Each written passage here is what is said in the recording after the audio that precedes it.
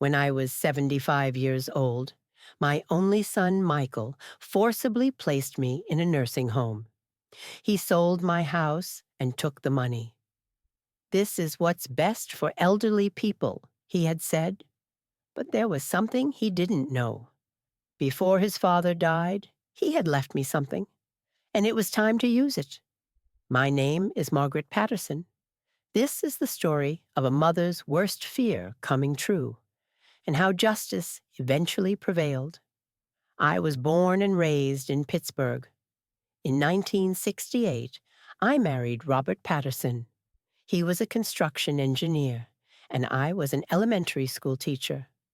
Michael, our only child, was born in 1970.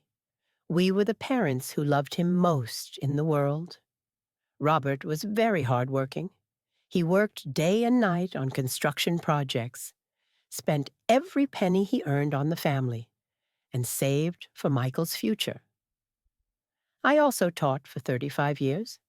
We had a modest but happy life. When Michael was little, he was such a sweet child. On Sunday mornings, he would come to our bed, lie between us, and say, "Mom and Dad, I love you so much." Back then, we couldn't know how much life could change. In 1995, Robert's construction company won a major project. They were going to build a new shopping center in downtown Pittsburgh. This project changed our lives. Robert was now earning more money, and we were living a better life. After Michael finished university, he got his MBA. He was a smart kid, but he had become more ambitious about money and more distant about family. Michael got married in his 30s. His wife, Jennifer, was beautiful but cold. When I first met her, I felt she looked down on me. "Mrs. Patterson," she had said, "Michael told me you're a very traditional woman." Traditional. As if that was a bad thing. Jennifer had a bad influence on Michael. He now visited us less often, and when we called, he acted hurried. "Mom, I'm very busy right now." "I'll talk later," he would say and hang up. In 2010, our granddaughter Emma was born. That little angel brought new meaning to my life. But Michael and Jennifer rarely brought Emma to us. "Long trips are tiring for the child," they would excuse. Yet they were only a 45-minute drive away. Robert was very uncomfortable with this situation. "Margaret," he would say, "Michael has changed. He's no longer our son. He's Jennifer's husband." In 2018, Robert was diagnosed with prostate cancer. It was advanced stage. The doctors didn't give much hope. During that period, we expected support from Michael, but he was busy with business trips. "Mom, is Dad's condition really serious?" he had asked over the phone. "Very serious, Michael. You need to come." "I'll try to come, but I have a very busy schedule this month." While Robert was hospitalized, Michael only visited twice. Both times he came and left quickly. He never brought Emma. In Robert's final days, he said very strange things to me. "Margaret, don't trust Michael." "What are you saying, Robert? He's our son." "No, not anymore. Money has changed him. After I'm gone, you'll be alone and he'll abandon you." "Listen to me," he said in his weakening voice. "I'm leaving you something. But Michael won't know about it. You'll call Lawyer Wilson. Tell him Platinum Plan. He'll know what that means. Robert died in March 2019. At the funeral, Michael shed tears, but I wasn't sure he was sincere. When Robert's will was read, everything was as I expected. The house was left to me, the savings to me, and some investments to Michael. The total value was approximately $1.2 million. Michael seemed satisfied with the inheritance. "Mom, you shouldn't stay alone in this big house," he had said. "Maybe you should consider moving to a smaller place." No, Michael. I've lived in this house for 50 years. This is my home. But you're aging. What if something happens? Every visit, he brought up the same topic, bringing up the subject of selling the house. Jennifer also joined in. Mrs. Patterson, Michael is right. Living alone at your age is dangerous. Also, maintaining this house is very expensive. At that moment, I understood.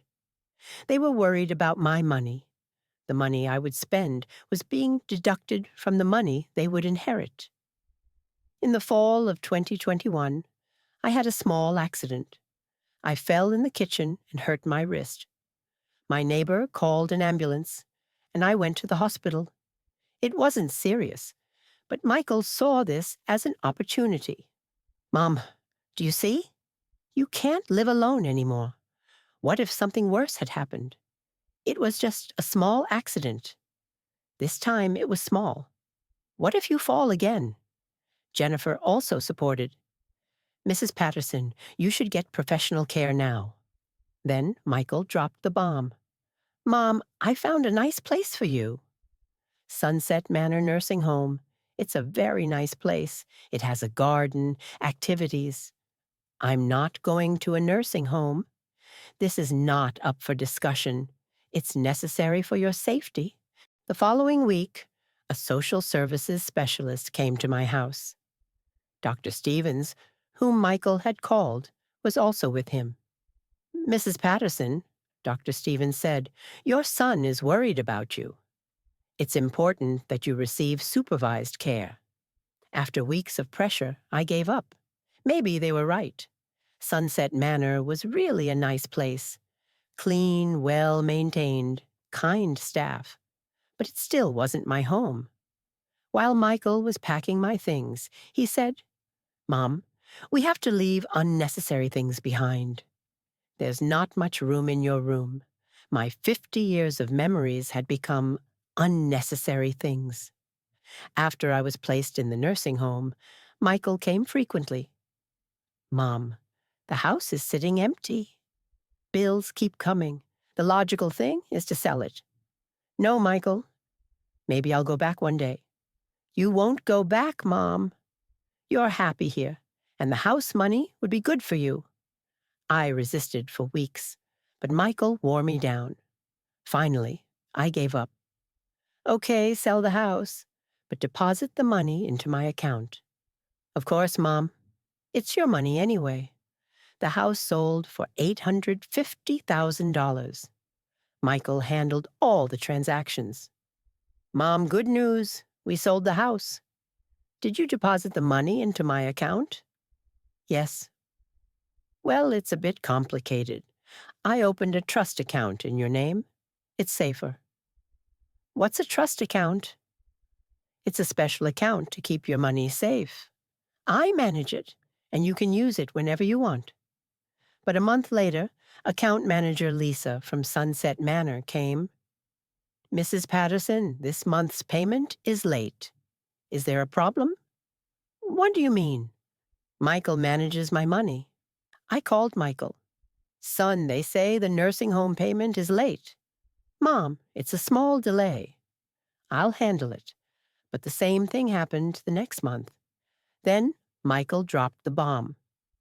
Mom, I invested part of your money so it can earn more. What investment? Stock market, real estate, complicated stuff. You wouldn't understand. Where is my money, Michael? It's safe, but it's not liquid right now. At that moment, I understood. He had stolen my money. The next day, I called Michael again. Michael, I want my money. Right now.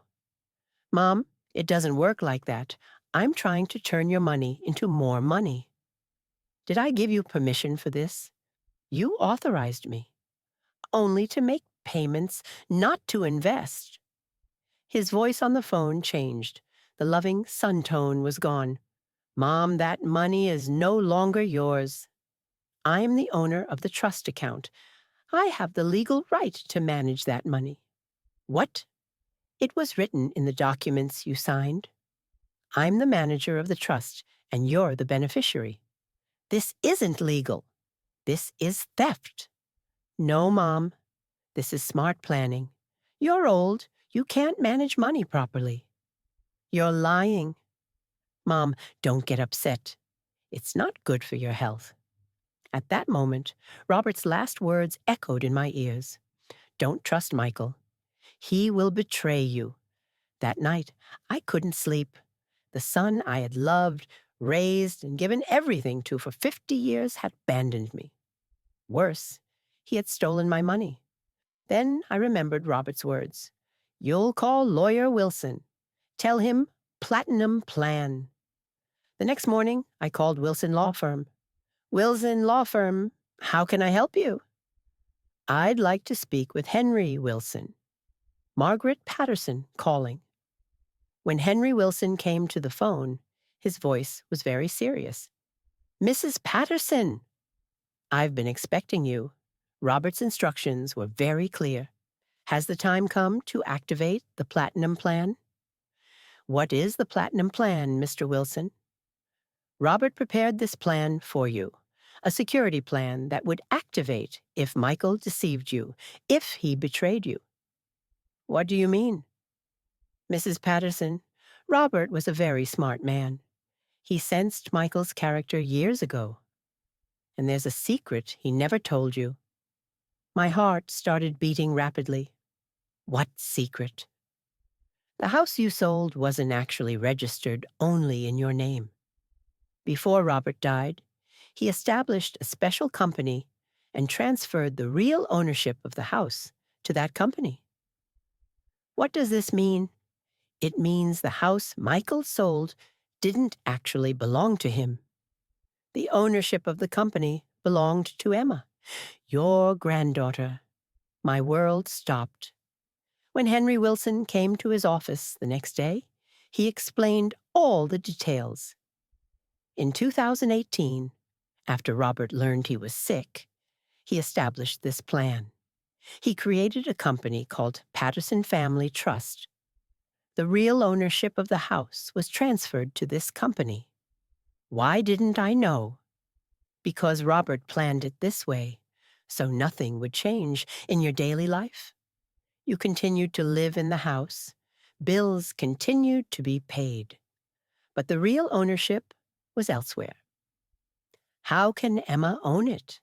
She's only 11 years old. When she turns 13, control of the company will automatically pass to her. Until then, I manage it as a guardian. What about Michael's sale? Invalid. He sold a house that didn't belong to him. This is fraud. The money Robert left you is actually much more than it appears. He has secret investments, offshore accounts. The total value is approximately $5 million. $5 million? Yes, and Michael has no knowledge of this money. Henry Wilson presented my options. We have two ways. First, go to the police and file a complaint against Michael for fraud and elder abuse. Second, tell him the truth and wait for him to make his own decision. I choose the second. Are you sure? No, I want to test him. I asked Henry Wilson to prepare all the necessary documents for Emma's future. I also had him write an official letter demanding the return of the money Michael had stolen. That weekend, Michael came to visit. Jennifer and Emma were with him too. Mom, how are you? Michael said with his artificial smile. I'm fine, Michael. I need to talk to you privately. He sent Jennifer and Emma to the garden. When we were alone, Michael, where is my money? Mom, this topic again? I told you, it's invested. What investment? Tell me the name. At that moment, I took out Henry Wilson's letter. The owner of this letter is Henry Wilson. Your father's lawyer. Would you read it? Michael's face changed. He took the letter and read it. With each line, his face grew paler. How is this possible? Your father knew you years ago, Michael. Mom, Be quiet. Listen to me. You didn't sell that house because that house wasn't yours. It was Emma's. This is impossible. Also, the $850,000 you stole is Emma's money. You robbed your own granddaughter. Michael's hands were trembling. Mom, I didn't know. You knew. You knew you were deceiving me. Michael started crying. Mom, please. I made a mistake. Yes, you made a very big mistake. That evening, I talked with Emma alone.